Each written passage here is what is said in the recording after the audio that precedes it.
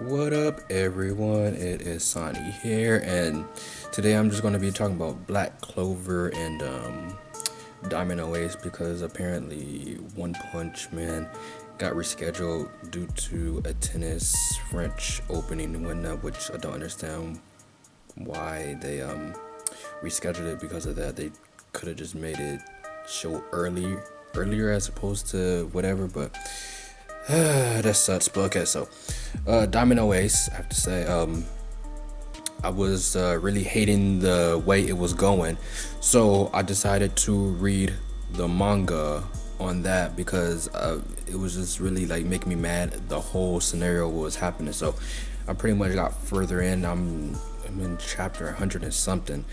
So I know everything that's going to happen now, so it's not really a surprise, but I'll just stick to what's happening in the episodes for that. So pretty much in these episodes, this episode, it was just the new person was just pretty much mouthing off to Samura, and because he pretty much said Samura was trying to help another pitcher because the pitcher couldn't finish her food. Like all the freshmen really couldn't finish their food, so he was trying to give him encouragement and whatnot. And the other guy didn't like that he was giving him encouragement because he felt like he was being half-hearted, or it wasn't like serious or whatnot. So he got mad at him like about that, and then it was just pretty much him just badmouthing him the whole time. And then he got to be the starting pitcher. Samura was the starting pitcher for this game and whatnot. And then they seen like he actually has abilities as opposed to when they always played Furia, and they just pretty much relied on his fastball, no control pretty much. And now they're saying that they have another pitcher that's actually pretty decent, what they're saying so far.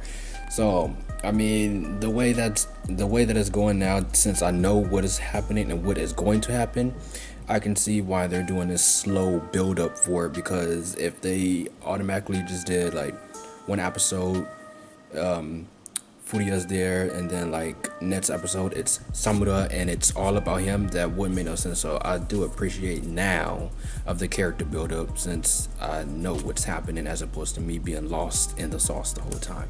So that's all about that. And then Black Clover, it was just pretty much, they have been reminiscent episodes of Captain Yami and I believe Vengeance.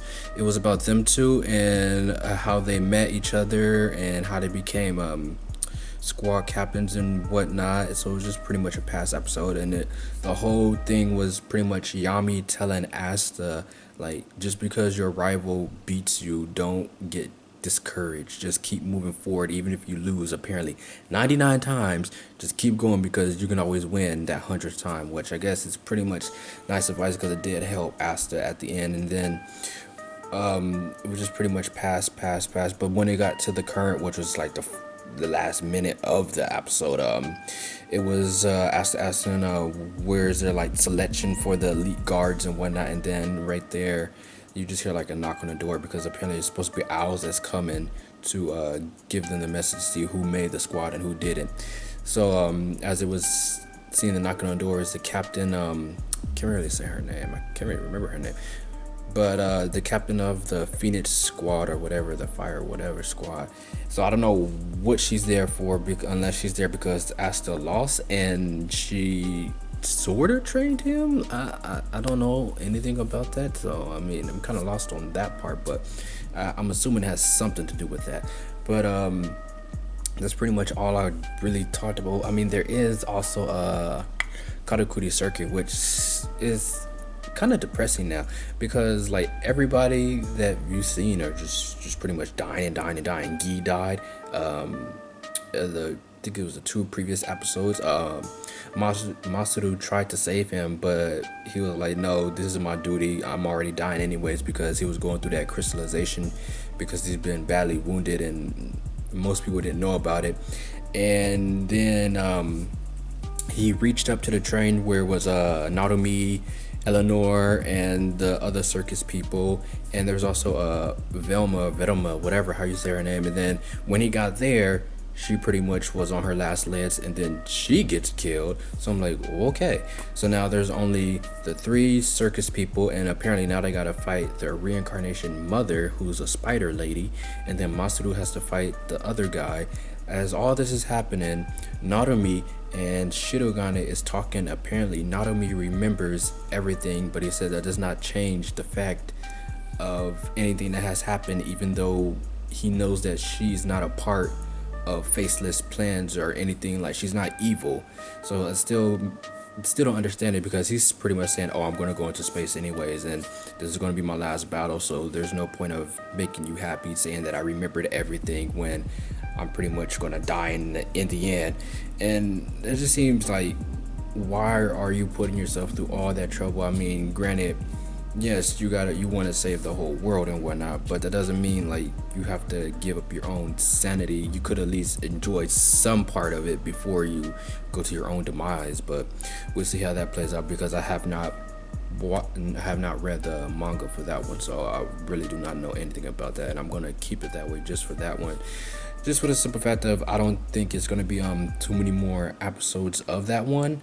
I don't think it's going to be a long parter. I mean, it's already up there, but I think it might just end at like 50 or 50 something, because that's usually like the typical range if it's like that, but we'll see. So it's pretty much all those other animes. And then as opposed to non-anime related stuff, I have been pretty much on Twitch. I've been searching like games to play and whatnot, because I play Overwatch just randomly and whatnot, and I've been really into the Grand Theft Auto roleplay, like I've been talking about, and I've been trying to get into that.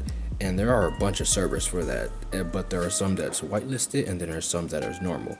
I tried to get into a whitelisted server and couldn't get in because of their questioning and whatnot. I didn't answer it properly, so that just pretty much like gave me a hint. Maybe I should practice on servers that are not whitelisted, which means they're public, that anybody can go into. The only problem with that is, since anybody can go into those servers, there's a chance you might not be able to play your main server. So if that happens, you would have to be waiting in queue the whole time until somebody pretty much leaves in order for you to come in or the server restarts.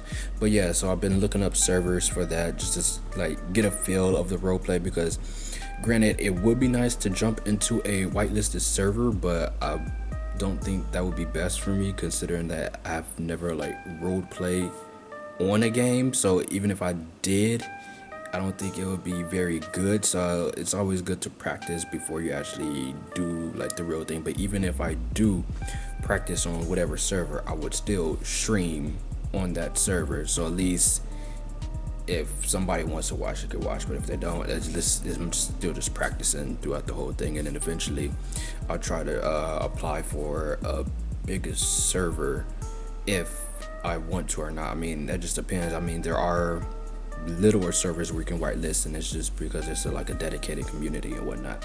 So we'll see all about that, because I really do want to get into the roleplay for Grand Theft Auto, because it just seems like it's fun, because you could be somebody who you're not normally are. So I've already have the character in mind, and I already have the voice in mind, because I'm not going to do my same voice for the character, because it's roleplay. You're supposed to be someone you're not, and if you use your own voice, then you're pretty much putting yourself into the game, as opposed to putting a whole different character, a whole different aspect, a whole different it's just different when you're using different voices, so people can picture that person, as opposed to if you're using your voice, they always just picture you, even though they're looking at the character, it's always going to be you. So I want to get that out the way.